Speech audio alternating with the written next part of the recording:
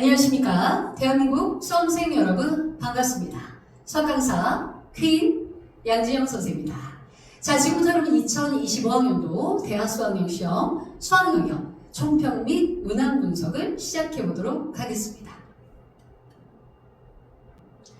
자, 지금부터 이제 총평 여러분 시작해 볼 텐데요.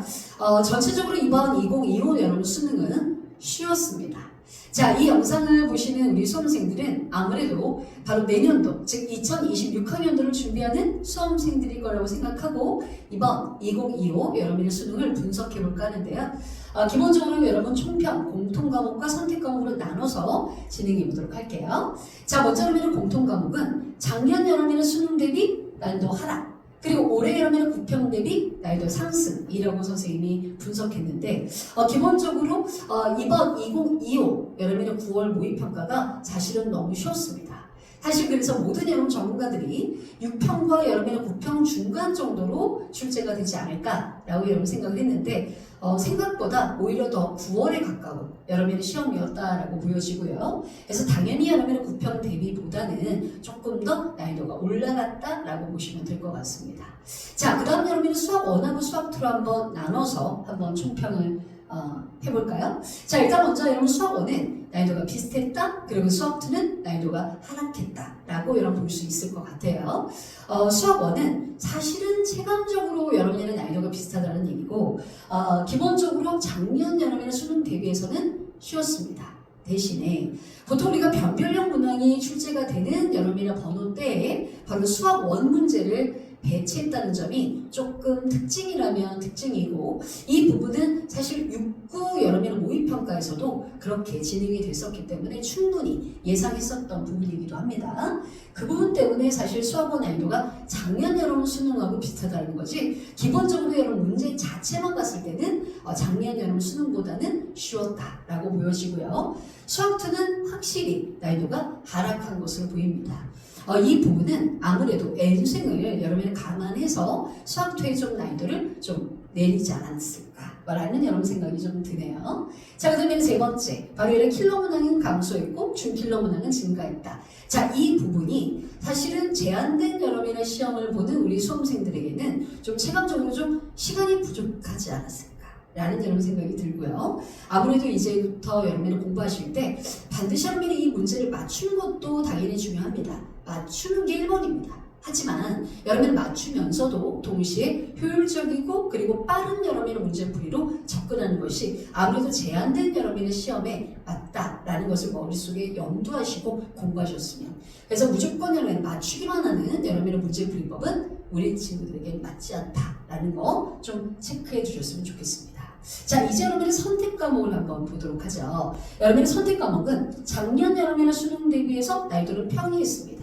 대신에 확률과 통계 그리고 미적분, 기하로 나눠서 우리가 총평을 해보면 확률과 통계는 확실히 쉬웠습니다. 확실히. 그 다음 여러분 미적분하고 여러분의 기하는 작년 여러분의 수능보다는 다소 쉬웠다라고 여러분 보여줘서 전체적으로는 여러분의 평이했다라고 보여지는데 그래도 여러분의 미적분이 그래도 과목들 중에서는 조금 더 우위에 있다라고 여러분 보시면 되겠고요. 그래서 여러분이 기본적으로 미적분을 준비하는 우리 수험생들은 28번, 29번, 30번 이 4점짜리 여러분의 변별력 문제에서 최소한 한두 문제 정도는 맞춰야 되겠다라는 여러분 생각으로 공부하시는 거 절대 잊지 마셔야 되는 부분이에요. 그 다음 여러분 선택 과목에서도 아무래도 이런 유불리 조정을 여러분에 대비해서 중킬러 여러분의 문항이 증가함으로써 전체적인 여러분 난이도를 맞췄던 여러분의 이런 여러분 부분이 좀 특징이라면 특징인데 중킬러 문항에서 조금 더 미적분에서 시간 소모가 좀 많았다는 부분 이 부분만 좀 감안하시게 되면 선택 과목은 아무래도 이제부터는 좀 더 쉬워지지 않을까. 그래서 공통 과목에서 변별력이 생길 것이다 라는 것은 올해도 마찬가지고 내년에도 이 기준은 그대로 유지가 될 것으로 보여집니다. 자, 이제 여러분의 확정 등급 컷을 한번 보실까요? 자, 확률과 통계는 여러분의 1등급 컷이 92에서 94로 2등급 컷은 82에서 85로 3등급 컷은 72에서 77로 이렇게 좀 다소 올라간 것을 보실 수 있죠. 보통 우리가 4점씩 떨어지는 게 맞는데 이렇게 1, 2등급 컷이 좀 애매하게 여러분의 점수가 나왔다는 얘기는 그만큼 동점자가 많았다라고 이해하시면 될 것 같고, 그 다음에 미적분도 역시 얘가 4점씩, 즉 한 문제 정도는 우리 친구들이 더 맞은 것으로 여러분은 보여집니다만 다른 선택 과목보다는 그래도 1등급 컷이 조금 더 낮게, 즉 90이 넘지는 않았죠. 그래서 한 3문제 정도 틀리면 1등급이 나온다라고 생각하시면 될 것 같습니다. 그러면 3문제 어떤 문제인가 대충 감은 오겠죠? 그래도 여러분의 미적분은 다른 선택 과목보다는 그래도 난이도가 더 우위에 있다라는 것은 뭐 지표로 보더라도 확인하실 수 있고요. 기한은 뭐 작년과 거의 유사하게 출제가 되었고 이 기조는 내년에도 이어질 것으로 보여집니다. 자, 이제 그러면 단원별 출제 문항인데요. 먼저 공통 과목부터 한번 살펴보죠. 지수함수, 로그함수에서 역시 4문제가 출제가 됐고 삼각함수 3문제, 그 다음에는 수열 4문제가 출제가 되었습니다. 이것은 거의 뭐 비슷하게 내년에도 출제가 될 것으로 보여지는데 우리 친구들이 좀 특이하게 여러분 보실 점은 요 20번, 그 다음 여러분은 22번, 그쵸? 좀 20번하고 여러분은 22번 요 두 개의 여러분의 문제를 여러분이 보시게 되면 우리 친구들이 생각하실 수 있어요. 수학원이 이렇게 변별력 문항 위치에 왔구나 라는 것을 여러분 우리 친구들이 확인하실 수 있죠. 자, 이 부분은 내년 6월과 그 다음 여러분의 9월 여러분의 모의평가를 보면 아마 확실하게 우리 친구들이 느끼실 수 있을 것 같고요. 자, 이제 그러면 수학 2를 한번 살펴볼까요? 자, 수학 2. 함수의 극한과 연속에서 2문제, 다항함수의 민법에서 5문제, 다항함수의 적분법에서 4문제가 출제가 되었습니다. 자, 이렇게 출제가 될 것으로 선생님이 마지막 집계 특강에서 예상했고요. 4점짜리 여러분의 요 21번 그리고 다항함수의 민법 15번 요 두 개의 문제가 좀 우리 친구들이 오답률이 높은 편인데 요 21번 문제는 작년 후반부터 여러분의 출제가 된 신유형 문제였고 아무래도 신유형 문제이기 때문에 2026 여러분의 수능에서도 그 기조가 그대로 유지가 될 가능성이 매우 높습니다. 우리 친구들 꼭 준비하셔야겠고, 그 다음에 다항함수의 민법은 워낙에 큰 단원이기 때문에 좀 공부하시기는 좀 힘들지만 문제 여러분이 푸실 때는 그래도 최소 5문제 중에서 4문제 정도는 그래도 무난하게 맞출 수 있는 그러한 단원이기도 합니다. 가장 우리가 등급컷에서 중요한 역할을 하는 단원은 바로 다항함수의 적분법입니다. 그래서 여러분들 공부하실 때 가장 마지막 단원이기 때문에 좀 우리 친구들이 좀 등한시하는 경우들이 있거든요. 그래서 여러분들 공부하는 여러분의 시간을 좀 다항함수의 적분법에서 조금 더 할애해 주시게 되면 등급컷 유지하는데 굉장히 유리하다는 거 꼭 여러분 짚어드리고 싶어요.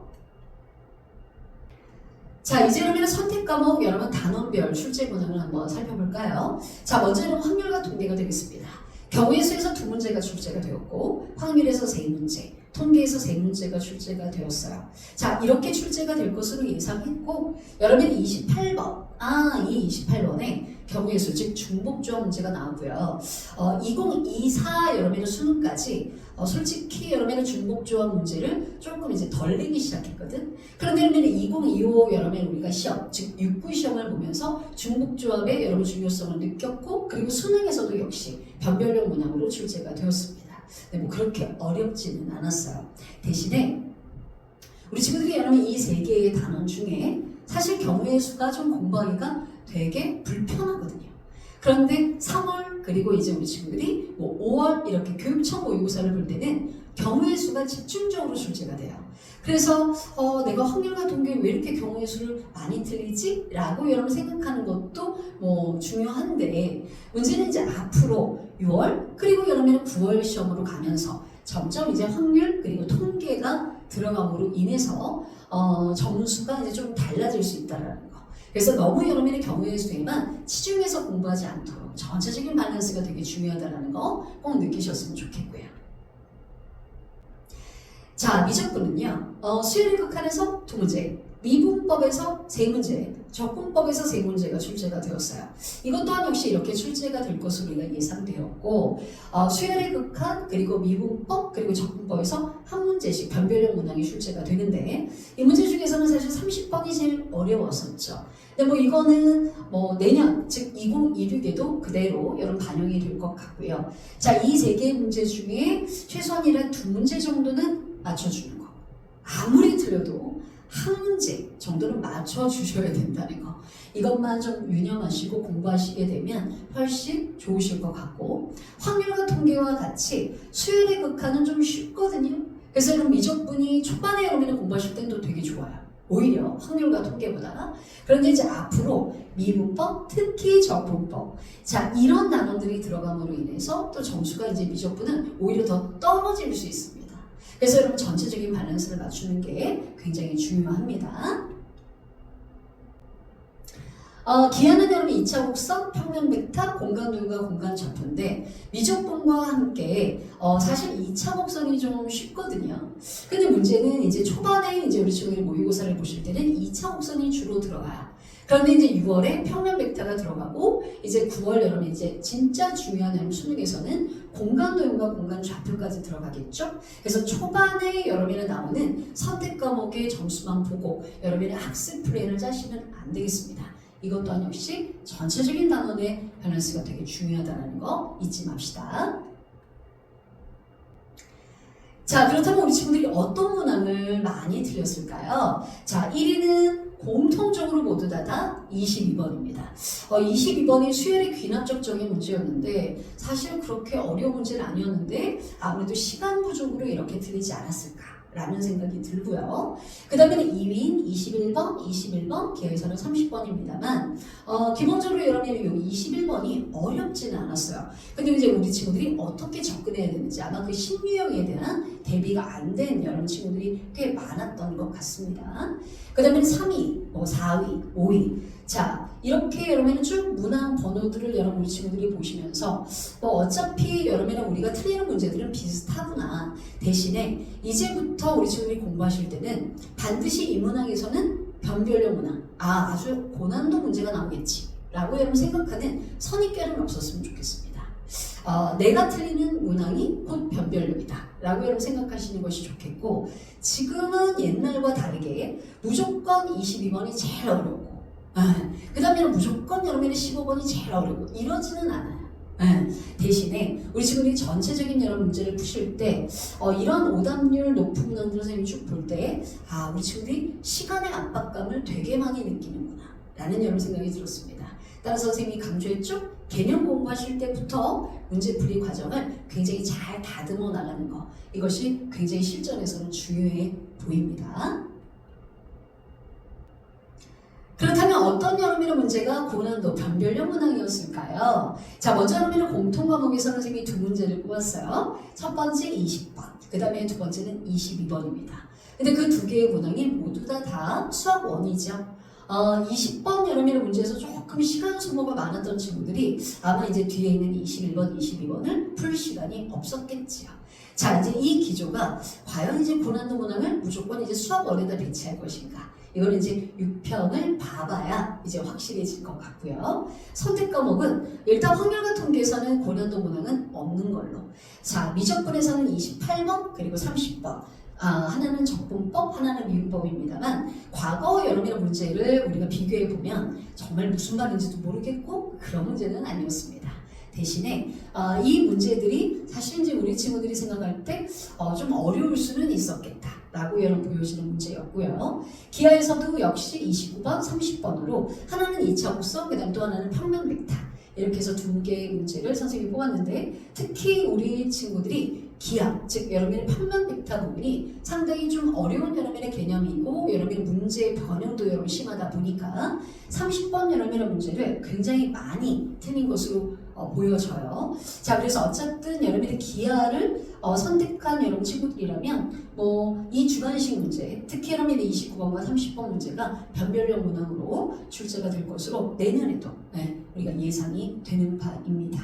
자, 가장 이제 궁금한 점은 과연 공통 과목에서 변별력 문항을 수학 1에다 둘 것인가 아니면 수학 2에다 둘 것인가 이게 이제 선생님은 가장 궁금한데요. 한번 6평이 끝나고 나서 한번 보도록 하죠. 자, 이렇게 여러분의 2025 여러분 대학수학역시험 수학 영역 총평 및 문항 분석을 해보았습니다. 자, 2026을 여러분이 준비하는 우리 수험생들이라면 자, 지금 선생님이 얘기한 내용들을 다시 한번 여러분들이 학습 방향에 반드시 반영하셨으면 좋겠고요. 바로 이어질 여러분의 해설 강의 잘 여러분이 꼼꼼하게 여러분이 듣고 다시 한번 여러분이 불러보시기를 부탁드리겠습니다. 선생님은 이어지는 해설 강의에서 다시 뵙도록 하지요.